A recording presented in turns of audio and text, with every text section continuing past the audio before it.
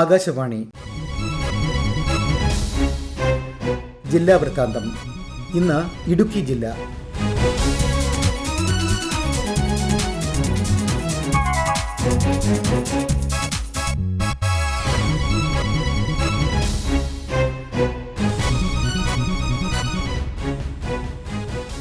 ജില്ലാ വിശേഷങ്ങളുമായി ആകാശവാണി പ്രതിനിധി രതീഷ് കൃഷ്ണ. ഇടുക്കി മറയൂരിലെ ആദിവാസി സമൂഹത്തിന്റെ സാമ്പത്തിക ഉന്നമനം ലക്ഷ്യമിട്ട് പ്രവർത്തിക്കുന്ന ഗിരിജ്യോതി ട്രൈബൽ ഫാർമർ പ്രൊഡ്യൂസർ കമ്പനിയുടെ പ്രവർത്തനം ശ്രദ്ധേയം. മുതുവാൻ, ഹിൽപുലയ സമുദായങ്ങളിൽപ്പെട്ട 750ഓളം കർഷകരാണ് ഈ കമ്പനിയിലെ ഓഹരി ഉടമകൾ. വനവിഭവങ്ങളുടെ വിപണനത്തിനു പുറമെ അഞ്ചുനാട് എന്ന പേരിൽ കുടിവെള്ളവും കമ്പനി ഉൽപ്പാദിപ്പിച്ച് വിതരണം ചെയ്യുന്നുണ്ട്. കാട്ടുതേൻ, മറയൂർ ശർക്കര, പരമ്പരാഗത ധാന്യങ്ങൾ എന്നിവ ശേഖരിച്ച് ന്യായവില ഉറപ്പാക്കിക്കൊണ്ട് ആദിവാസി കർഷകർക്ക് മികച്ച ജീവനോപാധിയാണ് ഗിരിജ്യോതി ഒരുക്കുന്നത്. ഇടനിലക്കാരുടെ ചൂഷണം ഒഴിവാക്കാൻ ഉൽപ്പന്നങ്ങളും അഞ്ചുനാട് കുടിവെള്ളവും നേരിട്ട് വിൽപ്പന നടത്തുന്നതിനായി മറയൂരിൽ ഒരു പ്രത്യേക ഔട്ട്ലെറ്റും പ്രവർത്തിക്കുന്നുണ്ട്.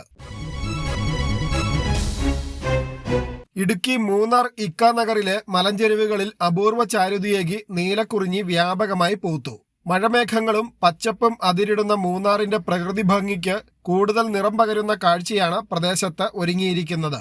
പച്ചപ്പിന്റെ പുതപ്പണിഞ്ഞ മലഞ്ചെരുവുകൾക്കിടയിൽ നീല നിറം പടർത്തിയാണ് ഇത്തവണ നീലക്കുറിഞ്ഞിയുടെ വരവ്. നല്ലതണ്ണി റോഡ്, ചൊക്രമുടി തുടങ്ങിയ ഇടങ്ങളിൽ പൂക്കൾ കണ്ടു തുടങ്ങിയെങ്കിലും ഇക്കാനഗറിലാണ് കൂടുതലും വിരിഞ്ഞിട്ടുള്ളത്.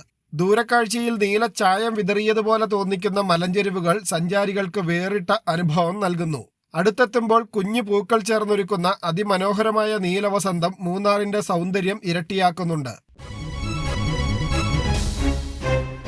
ഭൗമസൂചികാ പദവിയിലൂടെ ശ്രദ്ധേയമായ മറയൂർ ശർക്കരയുടെ തനിമ ചോരാതെ ഉൽപ്പാദിപ്പിക്കുന്നതിനായി കേരളത്തിലെ ഏറ്റവും വലിയ ആധുനിക ശർക്കര ഫാക്ടറി യാഥാർത്ഥ്യമായി. മറയൂർ സർവീസ് സഹകരണ ബാങ്കിന്റെ ആഭിമുഖ്യത്തിൽ നബാർഡിന്റെ ധനസഹായത്തോടെയാണ് ഫാക്ടറിയുടെ പ്രവർത്തനം ആരംഭിച്ചിരിക്കുന്നത്. പൂർണ്ണമായും യന്ത്രവൽകൃതവും ശാസ്ത്രീയവുമായ സംവിധാനങ്ങളിലൂടെ ഗുണനിലവാരം ഉറപ്പുവരുത്തുകയാണ് ഈ പുതിയ സംരംഭത്തിലൂടെ ലക്ഷ്യമിടുന്നത്.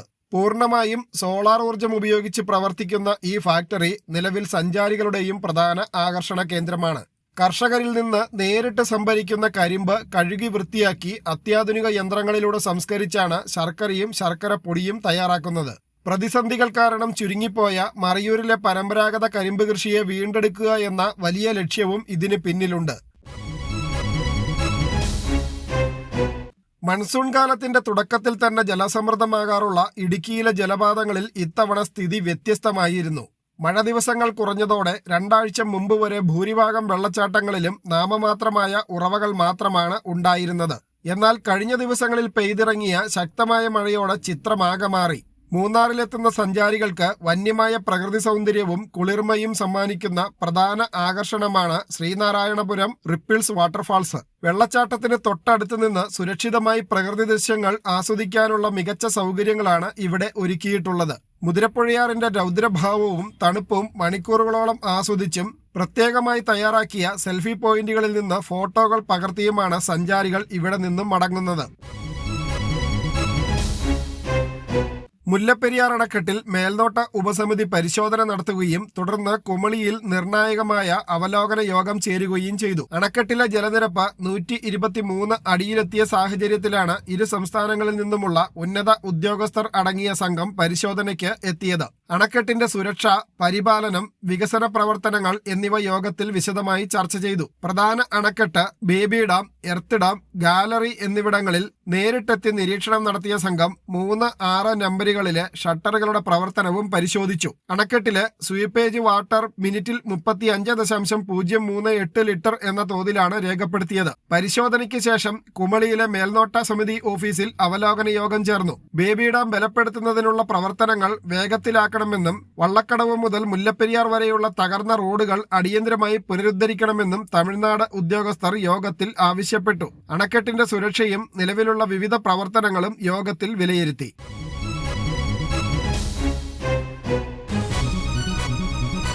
ജില്ലാ വൃത്താന്തം സമാപിച്ചു.